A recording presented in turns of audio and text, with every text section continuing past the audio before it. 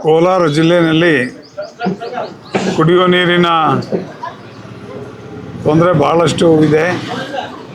ಈ ಒಂದು ನಿಟ್ಟಿನಲ್ಲಿ ನಮ್ಮ ಮಾನ್ಯ ಸಂಸದರಾದಂಥ ಮಲ್ಲೇಶ್ ಬಾಬುರವರು ಅತಿ ಕಾಳಜಿ ವಹಿಸಿ ಈಗಾಗಲೇ ನಮ್ಮ ಮಾಜಿ ಮುಖ್ಯಮಂತ್ರಿಗಳು ಹಾಲಿ ಕೇಂದ್ರ ಮಂತ್ರಿಗಳಾದಂಥ ಕುಮಾರಸ್ವಾಮಿಯವರ ಜೊತೆ ಕೂಡ ಮಾತಾಡಿ ಈಗಾಗಲೇ ಆಂಧ್ರದ ಮುಖ್ಯಮಂತ್ರಿಗಳಾದಂಥ ಚಂದ್ರಬಾಬು ನಾಯ್ಡು ಅವರ ಹತ್ರ ಮತ್ತು ಉಪಮುಖ್ಯಮಂತ್ರಿಗಳಾದಂಥ ಪವನ್ ಕಲ್ಯಾಣ್ರವ್ರ ಹತ್ರ ಕೂಡ ಈ ಬಗ್ಗೆ ಗಂಭೀರವಾಗಿ ಚರ್ಚೆ ನಡೆಸಿದ್ದಾರೆ.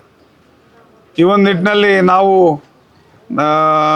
ಡೆಲ್ಲಿನಲ್ಲಿ ನಡೆದಂಥ ನಮ್ಮ ನ್ಯಾಷನಲ್ ಡೈರಿ ಕಾನ್ಫರೆನ್ಸ್ ಅದಕ್ಕೆ ನಾವು ಹೋದಾಗ ನಾನು ಮತ್ತು ಸಾಮೇಗೌಡರು, ಹರೀಶ್ ಅವರು ಮತ್ತು ಕೋಲಾರ ತಾಲೂಕಿನ ನಾಗರಾಜರವರು 4 ಜನ ನಮ್ಮ ಮಾಜಿ ಮುಖ್ಯಮಂತ್ರಿಗಳನ್ನು ಮತ್ತು ಹಾಲಿ ಕೇಂದ್ರ ಮಂತ್ರಿಗಳನ್ನು ಭೇಟಿ ಮಾಡಿದಾಗ ಅವರು ಚಂದ್ರಬಾಬು ನಾಯ್ಡು ಅವರ ಹತ್ರ ಮಾತಾಡಿದ ವಿಚಾರವನ್ನು ನಮಗೆಲ್ಲ ಕೂಡ ತಿಳಿಸಿದರು.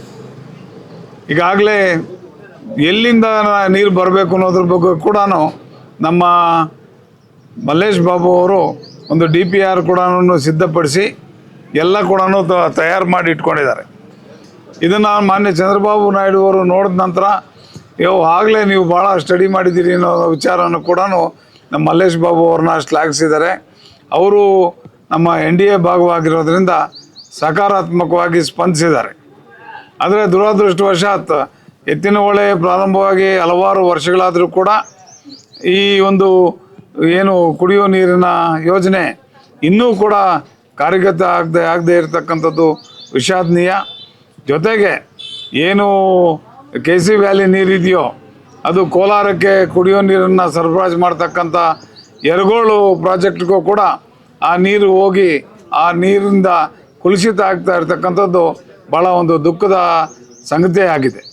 ಹಾಗಾಗಿ ಮುಂದಿನ ದಿನಗಳಲ್ಲಿ ಕೂಡ ಏನು ನಮ್ಮ ಕುಮಾರಸ್ವಾಮಿಯವರು ಮತ್ತು ಮಲ್ಲೇಶ್ ಬಾಬು ಅವರು ಈ ಒಂದು ಇದನ್ನು ಮುಂದೆ ಇಟ್ಟಿದ್ದಾರೋ ಇದ್ರ ಬಗ್ಗೆ ಕೂಲಂಕಷವಾಗಿ ಚರ್ಚೆ ಮಾಡಿ ಆ ನೀರನ್ನು ಈ ಕಡೆ ತಿರುಗಿಸಿದ್ರೆ ಈ ಒಂದು ಬಾಯಾರದಂಥ ಈ ತಾಲೂಕುಗಳು ಮತ್ತು ಜಿಲ್ಲೆ ಕೂಡ ಸ್ವಲ್ಪ ಸಮೃದ್ಧಿ ಆಗ್ತದೆ ಕುಡಿಯೋ ನೀರಿನ ಬಗ್ಗೆ ಅಂತ ಹೇಳೋದಕ್ಕೆ ಇಚ್ಛೆ ಪಡ್ತಾ ಇದ್ದೀನಿ. ಈ ವಿಚಾರವಾಗಿ ಕೂಡ ಲೋಕಸಭೆಯಲ್ಲಿ ಇಲ್ಲಿ ವಯಸ್ಸಲ್ಲಿ ಕೂಡ ನೀರು ಬೇಕು ಅಂತ ಕೈ ಎತ್ತಿ ಜೋಡಿಸಿ ಲೋಕಸಭೆಯಲ್ಲಿ ಇದು ಮಾಡಿದ್ರು ದೇವೇಗೌಡರು. ಅದಕ್ಕೆ ಮಾನ್ಯ ಮಾಜಿ ಪ್ರಧಾನಮಂತ್ರಿಗಳಾದಂಥ ದೇವೇಗೌಡರು ಈ ರಾಜ್ಯದಲ್ಲಿ ಯಾವಾಗ ನದಿಗಳ ಒಂದು ವ್ಯಾಜ್ಯಗಳು ಬರ್ತವೋ, ನದಿಗಳ ನೀರಿನ ಬಗ್ಗೆ ವಿಚಾರ ಬರ್ತದೋ ಆಗೆಲ್ಲರೂ ಕೂಡ ಅವ್ರನ್ನ ಉಪಯೋಗಿಸ್ಕೊಂಡಿದ್ದಾರೆ. ಮಾನ್ಯ ಸಿದ್ದರಾಮಯ್ಯನವರು ಕೂಡ ನಮ್ಮ ದೇವೇಗೌಡರ ಅಭಿಪ್ರಾಯವನ್ನು ಅಧಿಕಾರದಲ್ಲಿದ್ದಾಗಲೂ ಕೂಡ ಅವರ ಅಭಿಪ್ರಾಯವನ್ನು ತೆಗೆದುಕೊಂಡಿದ್ದಾರೆ. ಯಾಕೆಂತಂದರೆ ಮಾನ್ಯ ದೇವೇಗೌಡರು ಒಬ್ಬ ರೈತನ ಮಗನಾಗಿ